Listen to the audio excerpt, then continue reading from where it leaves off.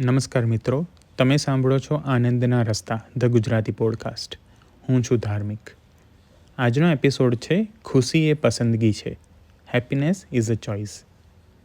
પાછલા એપિસોડમાં આપણે વાત કરી હતી નાનો આનંદ મોટું સુખ.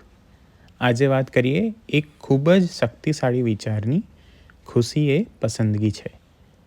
તો હું તમને એક સ્ટોરી કહું. એક મિત્રની વાત યાદ આવે છે. તે હંમેશા કહેતો, હું ખુશ રહીશ જ્યારે મારી જિંદગી સેટ થઈ જશે. એક દિવસ મેં એને પૂછ્યું, તને ક્યારથી લાગશે કે હવે બધું સેટ છે? તે વિચારમાં પડી ગયો.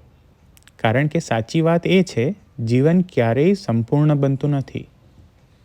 પણ આનંદ મેળવવો એ જીવનને પરફેક્ટ બનાવવાની વાત નથી. એ તો અધૂરામાંથી સંતોષ શોધવાની કળા છે. દરરોજ આપણા પાસે પસંદગી હોય છે. શું આપણે ફરિયાદ કરવી જોઈએ કે આભાર માનવો છે? શું આપણે બીજા સાથે તુલના કરવી જોઈએ કે આપણી સફર માણવી છે? ખુશી બહારની પરિસ્થિતિઓથી નથી આવતી, એ તો અંદરની સ્થિતિ જ છે. એક દિવસ જો વરસાદ પડે તો કોઈક એ વરસાદને લઈને નારાજ થાય છે, જ્યારે બીજો એ વરસાદમાં ભીંજાઈને ગીત ગાય છે. દ્રષ્ટિકોણ બદલાય તો દિવસ પણ બદલાય.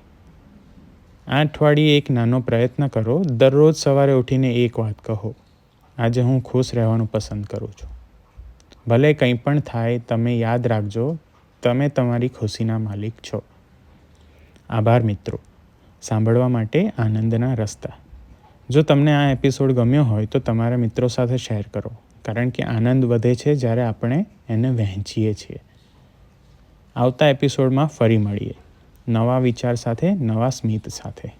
ત્યાં સુધી આનંદમાં રહો, સ્વસ્થ રહો અને યાદ રાખો, ખુશી એ પસંદગી છે. Thank you.